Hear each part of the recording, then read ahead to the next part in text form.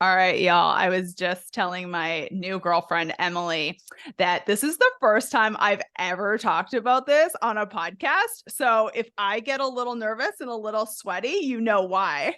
Um, we are talking about great sex today. So if you've got some little ones listening to this podcast in the car, whatever, wherever you use your discretion on using this podcast. You guys know I cuss like a sailor, so you've already known that ahead of time. So I don't know if we talking about, orgasms and sex and libido and all those things bug you, but I am joined by my new friend, Emily Jamea. Is that correct? I should have asked you before.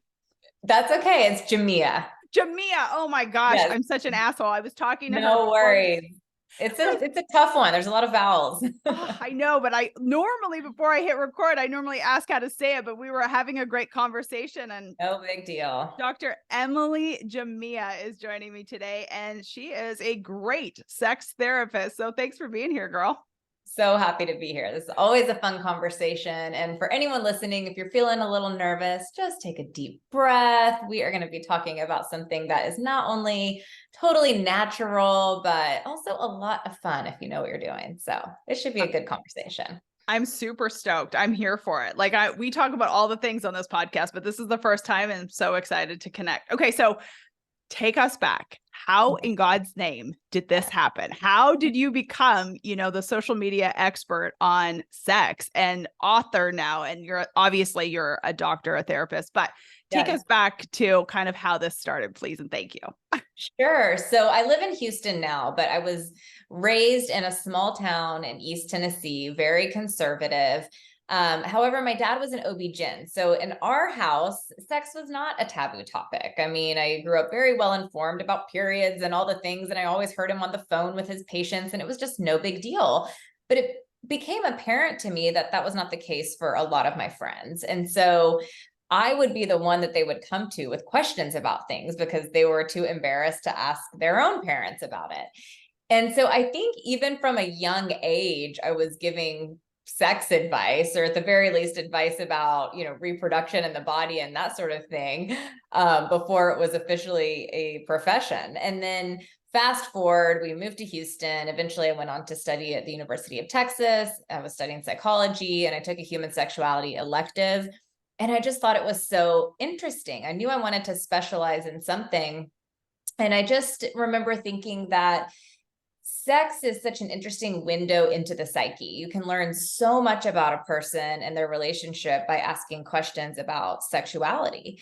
And so from that point on, I geared all of my coursework and everything I could towards sexuality, and went on to earn my master's and then my PhD. And it's interesting, when I first opened shop in Houston, I was one of only like 3 certified sex therapists practicing in the whole city of 4 million people. So at that time, it was still something that people felt uncomfortable with. There was a lot of taboo. Now things have changed and people are more open and, willing to ask their friends if they know a good sex therapist and that sort of thing. But at the time that wasn't the case. And so I've been busy, and now there's more sex therapists in town, which is a good thing because we always need more help.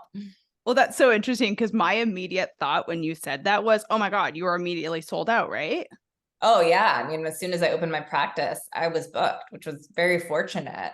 But I think it just goes to show how many people were then and really still are now lacking for good information. And it's crazy. A lot of marriage and family therapy programs don't even have a single course on sexuality, and these are people who are working with couples. And a lot of times there are issues with sexuality, or the problems in their relationship are impacting their sex life. And they were just not equipped at all to talk about it, usually because of the own taboo that they still held about talking about the issue, and just not having the training and information. So.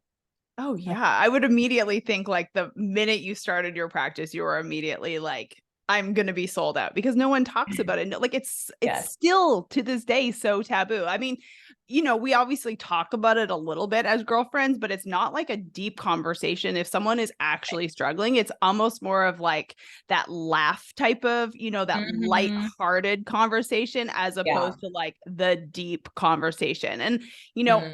I've had a bunch of relationship experts on the podcast, and I've told them, and my audience probably knows, I've always felt a little bit, unequipped to talk about relationship. And I know that sounds so weird considering I've been with my husband for 20 years and I truly do believe I have the greatest marriage ever because I've worked my ass off for it. But it's funny because I don't feel like I'm equipped to talk about it because so many people struggle in relationships. So many people struggle in their sex lives. Now, I don't know if I have a quote unquote normal sex life because I've never really thought of it as an issue. But, sometimes you hear people talking about like having sex. They're like, oh my gosh, I have like 7 days a week. And then you hear people that don't have Yeah. it for months. And you're just like, Right. what the fuck is actually normal? So, do you want Yeah. to kind of start there? I think that's a great place to start because normal is one of those words that I really like to throw out Totally.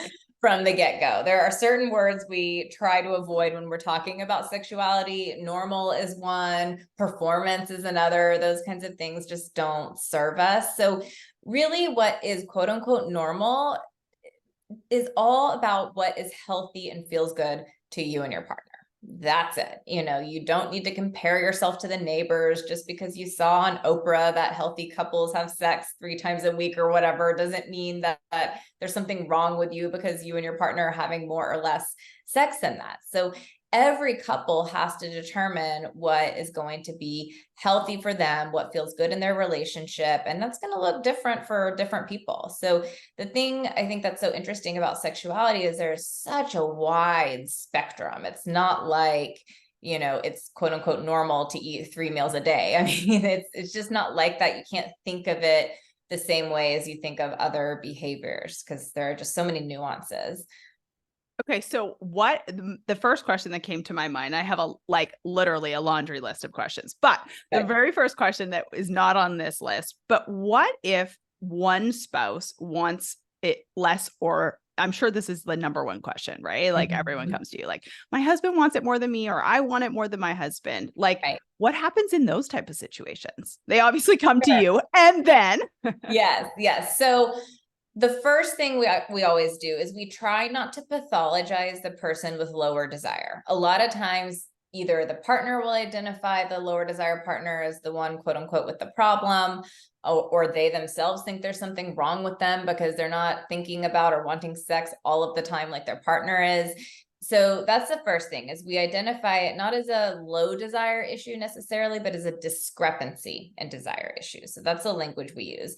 And then I always like to look at, okay, what's contributing to each person's desire for sex? If there are things we can identify that are contributing to the lower desires partners, interest in sexuality, then we talk about that. But a lot of times there are things that may be contributing to someone having a much higher interest in sex. Maybe they are overly dependent on sex as a coping mechanism to deal with stress, or they feel insecure in their relationship for whatever reason, and they use sex as a way to reassure themselves that they are still wanted in their relationship. So there are things that can definitely contribute to desire on the higher end of the spectrum and on the lower end of the spectrum.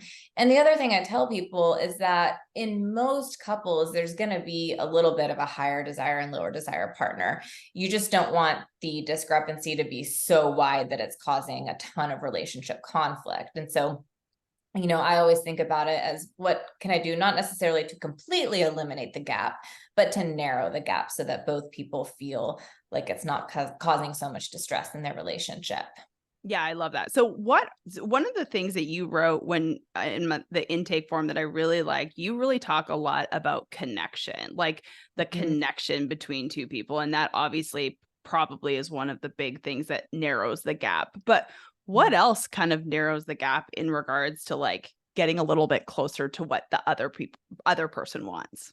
Well, I'm so glad you brought that up because I think it's a really important point to talk about. A lot of people still think that men want sex and women want emotional connection.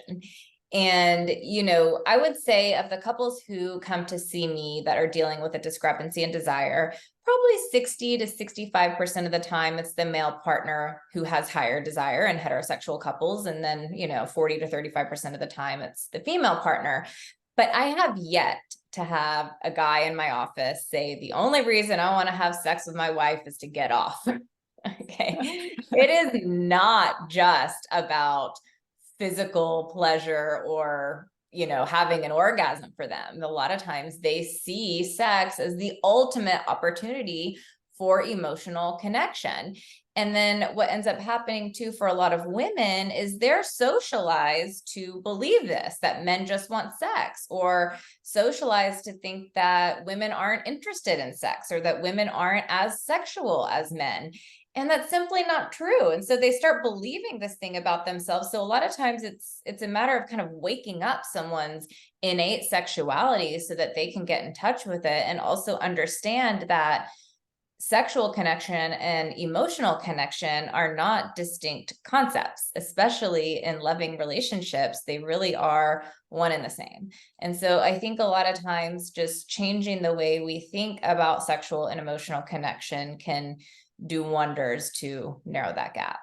Yeah, no, I totally agree. I mean, connection is like so many different pieces, right? And like that's just a huge part of any relationship. Like when I am connected to Nathan, do you talk a lot about like your love languages and stuff like that? Does that like a big thing in your practice?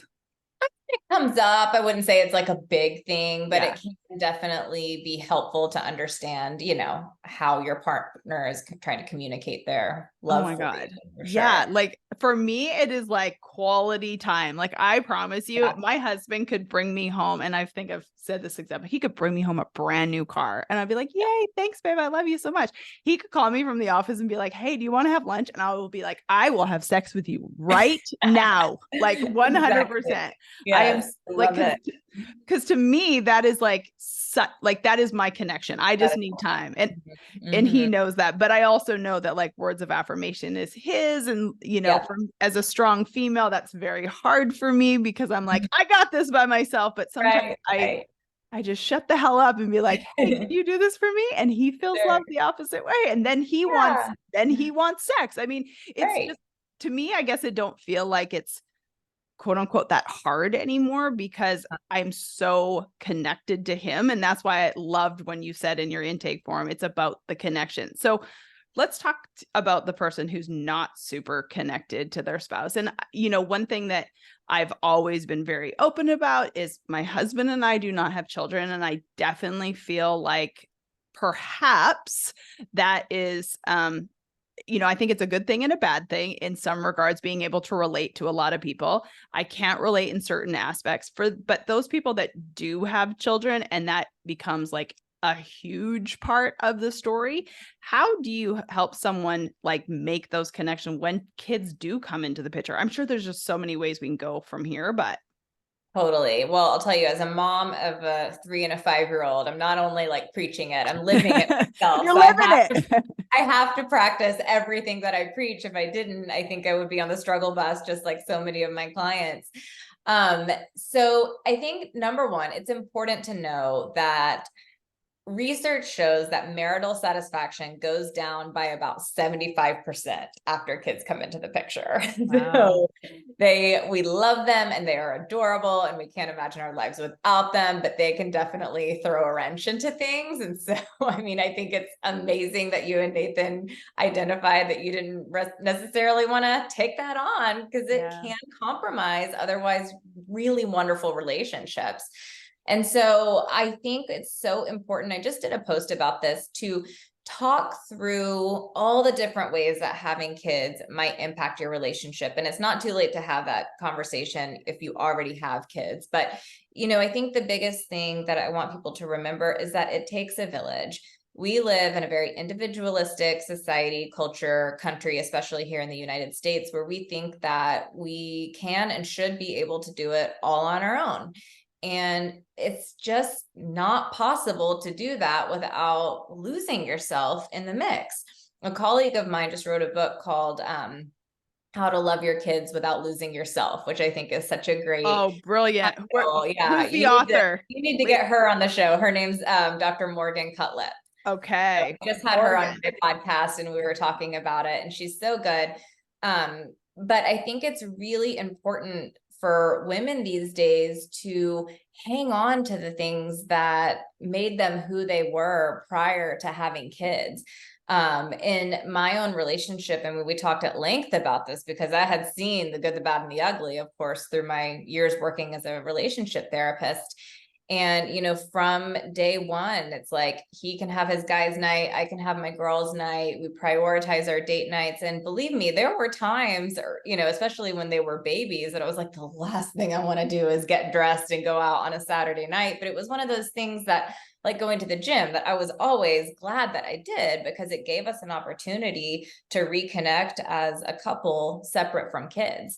And so, yeah, you want to talk about things like, well, who can you rely on for childcare? Can you budget in childcare if you don't have family to watch the kids so that you can get some alone time as a couple? I think we also live in like a very kid-centric That was society. the question I was going to ask, because I'll be honest, I do Yeah. feel like as a coach, I feel like I'm very much a unicorn in this situation. A lot of coaches in my position all have children, and I think it puts me in a disservice for some things, but I think it puts me at an advantage for seeing the way that a lot of you moms and dads put so much pressure on yourself. And I'm just like, y'all are out of your fucking minds right now. Y'all need to Yeah. like feel like I mean, going I to can't tell 17 you. kid events is insanity. Oh my gosh, I can't tell you how liberating it was. Like my daughter just started kindergarten and we went to meet the teacher. You know, she's like, okay, the room mom or room parent sign up form is here. Be sure we, you know, need a group of people to be the room parents. And I looked at it and I walked right past it. Yes, girl. Yes,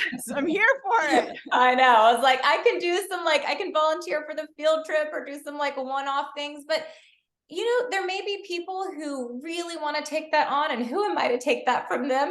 Yeah. But I also, you know, I know myself, I know what my limits are, and I'm very clear on when I need to say no. And sometimes that means that I say no to a lot of things. It may mean that we, you know, we don't go to every birthday party that fills up our weekend, because we also want to do the things that we enjoy, like a yoga class or whatever. So I think it's so important to remind yourself that you do not have to do it all at 100% all of the time. Because I think when you do that, you don't just compromise your relationship, you compromise your sense of self too. And then what happens is the kids grow up and you feel completely lost. I always tell people that you cannot separate your individuality from your sexuality.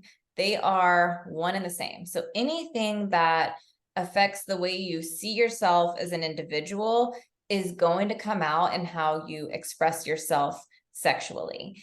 And if you don't have a very strong sense of self, if you no longer do the things that you used to love, that's going to compromise desire. And I think a lot of people don't realize that. Yeah, I love that. So, everything I stand for is decision and confidence and, taking a ton of action.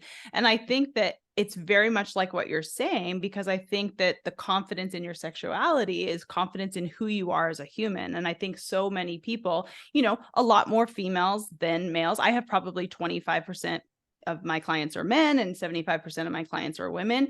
And I will tell you, if you are not confident in who you are, you're probably not confident enough in your sexuality and being able to stand up for what you actually truly want and being able to say those things. And I mean, you're absolutely correct. It's like what you're doing in your quote unquote real life is probably what you're doing in your sexual life.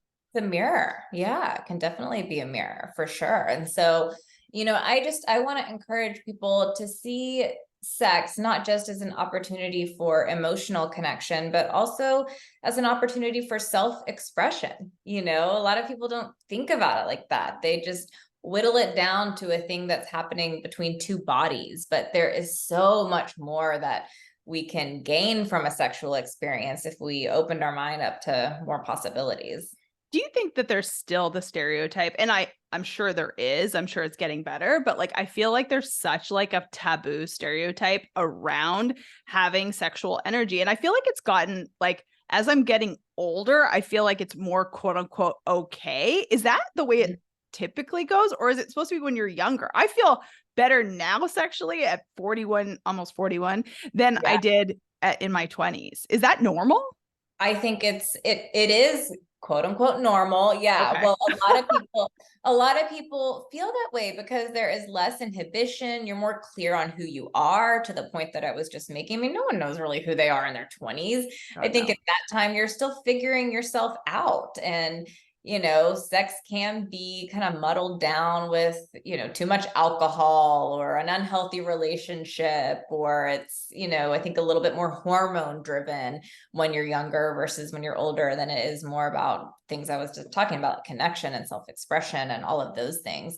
I think there's also this idea that sex is only hot like in the honeymoon phase of a relationship, but I think that once the intensity transitions to intimacy and you have time together and there's like a level of familiarity, but also if you can mix in some novelty, then you have like the perfect cocktail for the ultimate sexual connection. It's like the analogy I give is, just think of anything that you're new at, whether you've decided to take up surfing or snow skiing or painting. Like, you're not going to be that good at it when you first start. It might be kind of exciting, but it's not until you get really comfortable with your materials or your instrument or whatever, your surfboard, that you start to gain that skill set and you have higher levels of attunement with whatever it is you're doing. And so I encourage people to think of, especially for folks who are struggling with maintaining passion in long-term monogamous relationships, that it can be kind of like your partner's a finely tuned instrument. You just have to keep it tuned, so to Yeah. speak. I always think confidence is like the muscle. The more that you use it, the stronger it gets. And it's the same thing with sex. There you go. Same with sex. Yeah, good sex is not rare. Yeah. How do you, if people are struggling, I know that this is like, obviously I don't talk a ton about this on my client calls, but I do know that, like, obviously, like I always say, business and personal can't be separate. Like, you just can't do business. This, you're a business owner, you're an entrepreneur, that like personal comes into this all the time. It just does. And over the years, I've had a couple of conversations regarding this. How do you get better? Obviously, you probably just do it, but what are your tips on getting better about communicating with your partner if you're not in the best place, but you don't feel like you need to go to a sex therapist? But like, how do you start those conversations if you're not super comfortable in doing so? Such a good question. I think the biggest hurdle for people is the fear that it's going to be awkward. And so people will come to me and they'll be like, well, how do I have that conversation without it being awkward? And my advice to them is, you have to just lean into the awkwardness. Like, anything we haven't done in a while is going to feel awkward at first. Anything. I mean, I think, like, I do love to snow ski, and there was a period of time where I think like 6 years went between the last time I had skied and the next time. And the first time I put my snow boots on, like, it was awkward and it was clunky walking around, and I felt a little nervous going up the chairlift. But like, after I got over that, I had a blast. And so sex is just one of those things that, like, we're hesitant to lean into the awkwardness. But going through that together, like, eventually it will get less awkward. And I think that having those conversations is intimacy building. And at the end, a lot of times people feel closer to their partner. And so that's usually my advice, is just do it anyway. Push yourself. No, it's great advice. What about the woman who feels like, because I'm assuming this is more of a woman thing, but I'm not sure, but like almost feeling like ashamed to talk about it, because I do feel like stereotypically, society wise, it's like kind of like, oh my God, are you like, I feel even bad saying, I cuss like a sailor and I feel bad saying the word slut. So, but it does feel like, right. Like, if you talk about that, that's kind of like your little bit of who you are. And I again, it's so weird, I can't say that word, but yeah. No, but I mean, that right there is part of the problem, that people just, it's like, on the one hand, women are supposed to look beautiful and sexy and this and that, but God forbid they actually express themselves sexually. But here is what I tell people. Again, I have yet to have a guy come into my office who doesn't say something along the lines of like, he'll do whatever it takes to make sure his wife or his girlfriend or whoever is having a really great time in bed. Like, it is in everybody's best interest that women have high levels of sexual pleasure and satisfaction, because it makes it better for everyone. It obviously makes it better for you if you can say, okay, this is what I like, this is what turns me on. But for men in particular, seeing a woman really turned on turns them on even more. It's a little bit stronger in that direction than it is like as far as a woman pleasing a man, I think. But men get really turned on when they know that they are pleasuring a woman. And they're dying to have more information about how to do that. And so why gatekeep when, again, it's in everybody's best interest to have a good time. So that's what I usually remind people. So ladies, speak the fuck up and ask for what you want. And it's okay to ask for all of the things that you love and be able to say those things. Right. One thing, like, how old are you? Are you allowed? Oh, Do you want I'm to say 30. that? I'll tell you, I'm 38.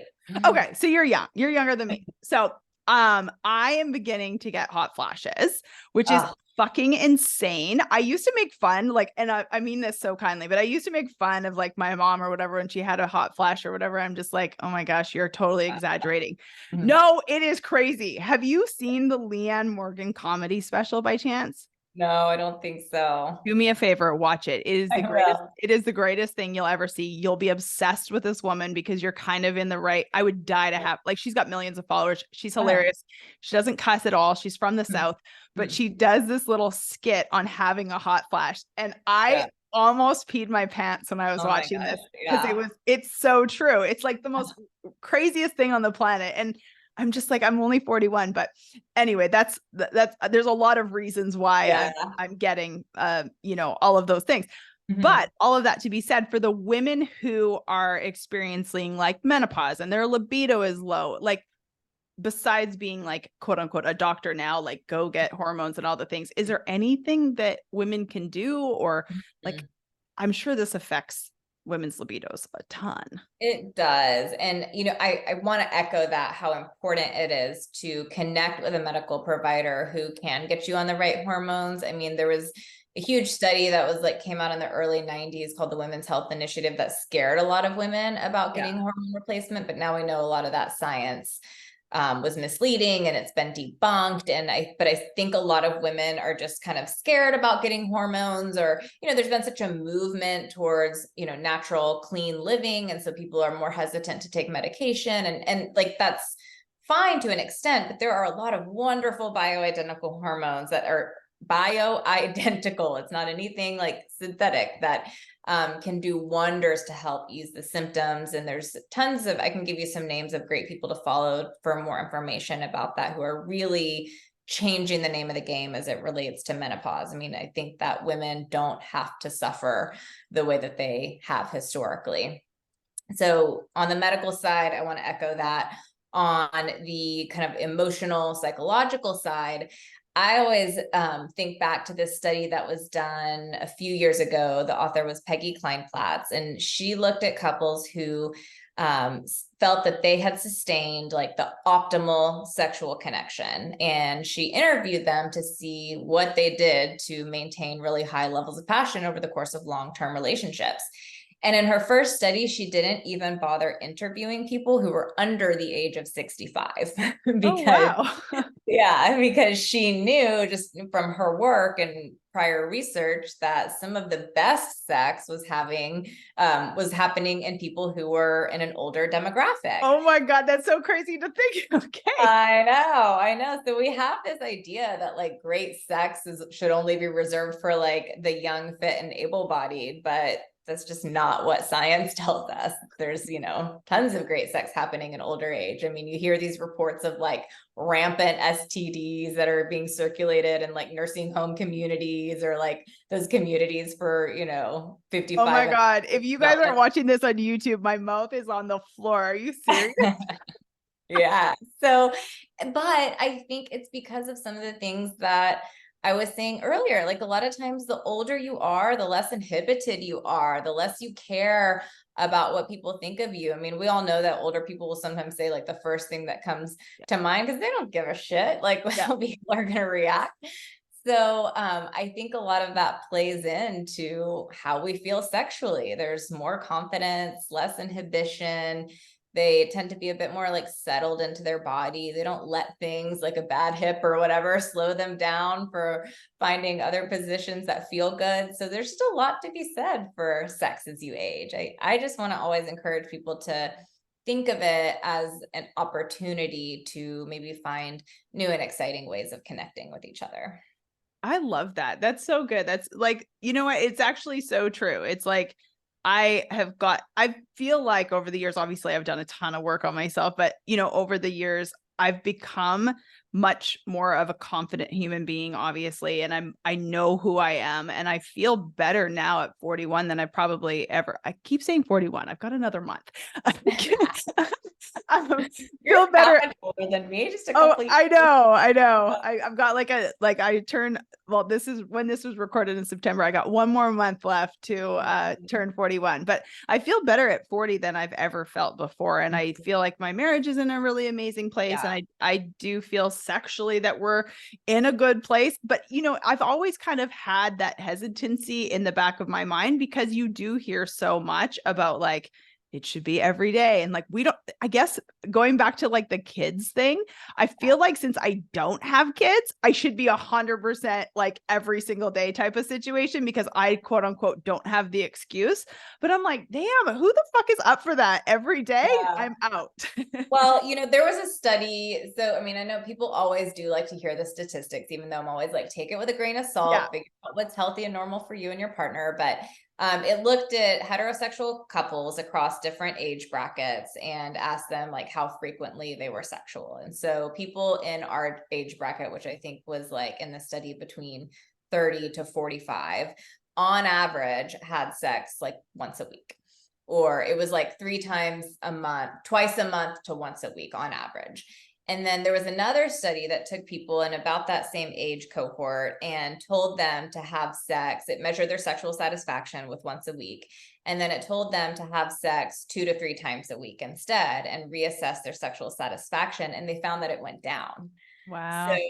and that's because, part of, I really like to discourage people from thinking of sex as having like a beginning, middle, and an end. I think that we all in our partnerships have this like ongoing sexual charge or current. And just because you maybe have intercourse one day doesn't That's what I mean, was going to ask. Like, yeah, is that only like, you know what I mean? right. Intercourse, is that Right. the Doesn't only mean way that, to have sex? Yeah. yeah, no. Yeah. And you talk again, looking at the study of older people, a lot of them weren't having a ton of intercourse because maybe they had ED or whatever. So no, there are all kinds of ways to be sexual. And so you can think about how to kind of keep the simmer going in between times that you're having intercourse or having orgasms, whether it's taking a shower together or snuggling together at night, or sending a little flirty text message or something like that. Like all of that is sexual and can lead up to and kind of build to the next experience. So I just like to think of it as something you're always kind of picking up on rather than starting over from scratch, if that makes sense. No, I really like that. I'm glad that we pointed that out, because I do feel like sexual intercourse is like what everyone's thinking, but I also think that there's so much more in between that like, Uh, yeah, 100%. That made me think of a question. What is your opinion on like planned sex? Again, I have a different opinion on that because I don't have children, so it's not like I'm worried about like kids rushing in or whatever. yeah, But like, what is your opinion on like planned? Because I know people do this. Like, this is a big yeah, thing. yeah. Oh yeah, I am all for it. You're for all, it. Okay, tell oh me yeah. why. I want to know. Okay. I'm here for this. Yes. Yes. So, okay, a few things. First of all, I love that you use the word planned as opposed to scheduled. Okay. I always tell people to use that. I'm kind of a stickler for language. I don't know. I Me just too.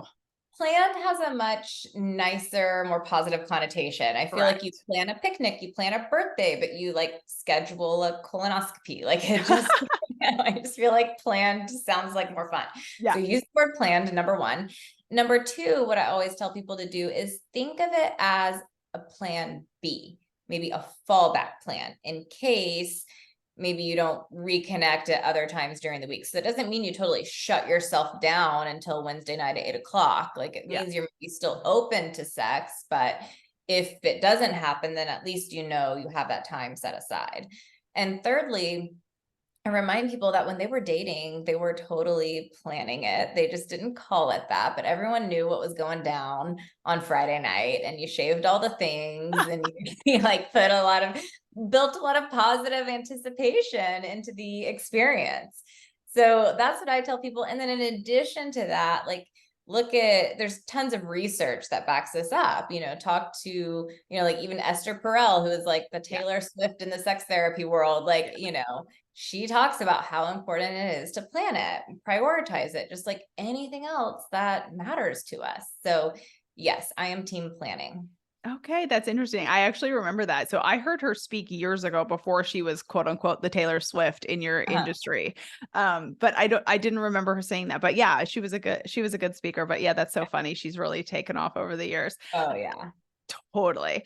Okay, so if someone's listening to this, like the one thing that I really took from this that I think is really good, because I just believe it to be true. I do believe I have an amazing relationship and I'm so grateful for it.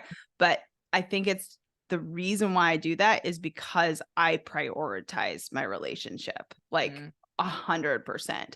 And so if you want to, like, what are the top 3 things? But I feel like one of the best things, if you want to create a great sex life, it's putting the time, energy, and effort in prioritizing it. Yeah, that is probably number one. Yeah. I think that physical touch on a day-to-day basis is really important. Okay. You cannot expect to like feel all the feels when you're making love if like you've barely touched each other in 2 weeks. I think that's what can kind of make it feel Do people do that? awkward. What? Not touch Like, each other? oh yeah. I mean, tons of people will like live like 2 ships passing in the night for Aw, sure. that For makes sure. me so sad. I know. It's terrible. So I think that is really important. And just having that quality time together as a couple, I think to stay connected emotionally is also super important.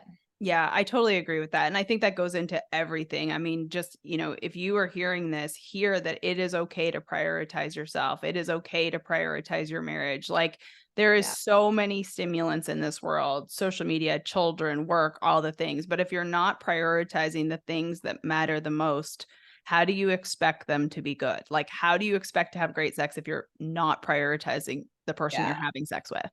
And you raised such an interesting point, and I was thinking about this before, so I'm glad you reminded me, which was all the stimulants in the world. So Totally. I am such a believer in avoiding multitasking as much as possible. So we live in a split attention world. I mean, most of us are doing 2 things at once, or maybe thinking about a third thing we should be doing, that we just have this kind of manic, frantic split attention, and we're like spinning through our day.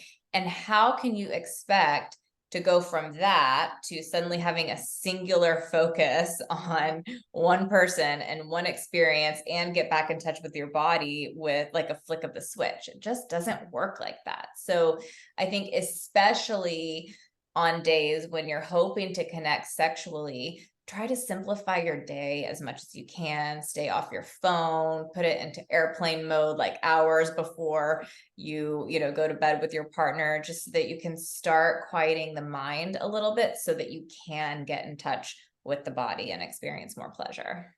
That would probably be, and I just kind of thought of this, and maybe it's true, maybe it's not, but is that probably one of the reasons why women have such a hard time to orgasm, is because they're always thinking about 19,000 things? There are several different reasons. I believe that that is one of them, though. It's actually interesting. I reached out, I was thinking about this because it was just coming up constantly in my office, not specifically around orgasm. They would complain about that, but more just even being able to focus on the sex Yeah. itself or stay present in their body. And so I reached out to one of the first sex therapy supervisors I had, specifically because she had retired from seeing clients like around 2008, I think, before, like, that was pre-Instagram, people were starting to have smartphones and stuff, but it was not like it is today. And I asked her what she remembered about her clients saying that they had trouble focusing during sex. And I kind of told her what I was observing, and she thought about it. And she said, I just don't remember people complaining about that the way that you're Wow. describing. You know, we would have people, she said, who would get preoccupied by maybe having the strongest erection, or they would maybe get preoccupied worrying about their body image, things like that. But she was like, I don't remember people saying that they just could not quiet down their brain. Wow. And I just think it's because of the world we live in. And so, you know, we need to minimize this as much as possible, not just for sex and relationships, but I also think just for the quality of our sleep and overall health and well-being. So as much as possible, you know, the other day I was like, okay, I just felt like taking a bath, and I was going to put a podcast on while I was in the tub. And then I was like, you know what? No, I am just gonna soak. And so that's what I did. And I didn't have anything else to distract me. And I just closed my eyes and soaked in the quiet bathtub, and it was lovely. So anytime you can find opportunities to just do one thing at a time, take it. I love that so much. I go for a walk every day. Obviously, like I'm on calls or podcasts all day, every day. And at the end of the day, I go for a walk. And I'd say about 75% of the time, I have my earphones in, but like there's nothing on. I just need silence at the end of the day. Like I actually, it's really unhealthy, I'm sure, but I actually like vibrate towards the end of the day. Just I feel because, the same, oh, do you? Oh my God. Sometimes I get in bed and I just feel like I'm buzzing, and I'm I tell like, my husband, I'm like, what the fuck is wrong with me? I have like, I really quote unquote have nothing to worry about. And it's not like I'm worrying, but I'm just like shaking almost. well, it is just, it's nervous system activation is what it is. That's exactly what it is. And so that's like why actually, I walk, and it still doesn't help every day. yeah, I felt like I had kind of gotten into a bad sleep cycle because of this. And so last night, literally, I was like, okay, we're going to turn off the TV. And I sat and I got out my painting supplies, and I just like painted for half an hour, and we talked, and then I got into bed and I fell asleep, and it was lovely. So I think just giving yourself that time to naturally unwind without, and by then my phone was already on flight mode. Yeah. So, you know, I think it's so important. Oh, so good. Okay. Well, we went from no devices to tell everyone where they can find you on all of their devices. If you're gonna be on your device, then you may as well follow me. So I am on all the social media channels at Dr. Emily Jamea. That's Dr. Emily Jamea. My website is emilyjamea.com. I've got tons of stuff there. I've got meditations you can download. I've got an online workshop for kind of reconnecting emotionally and sexually. That is actually kind of what my book is about. So if you want a sneak peek into my book, which comes out next year, you can take my online workshop. And yeah, just tons of resources there. All my columns and blogs are listed there. So awesome. Are you still doing your podcast? I am, yes. Okay, so fabulous. Podcast, yes, it's called Love and Libido. So be sure to check it out, subscribe, and hopefully leave me a 5-star review if you like. Definitely leave her a 5-star review. You guys are listening to this one right now, whether you're watching on YouTube or you're listening to it, go to her podcast right now, Love and Libido, Dr. Emily Jamea. Go subscribe. You guys know how much that matters to us. It gets the message out. Go batch all of her content, workshops, meditations, blogs, and then next year, Anatomy of Desire. Is that right? That's right. How exciting. I know, I'm so excited. I just got the email from my editor yesterday to start thinking about my cover design. So it's all happening. It's real. Oh, girl, I loved it so much. You guys, please, please, please go follow her. Share this episode with someone who needs to have some great sex. Thanks so much, girl. Thanks so much. It was a pleasure.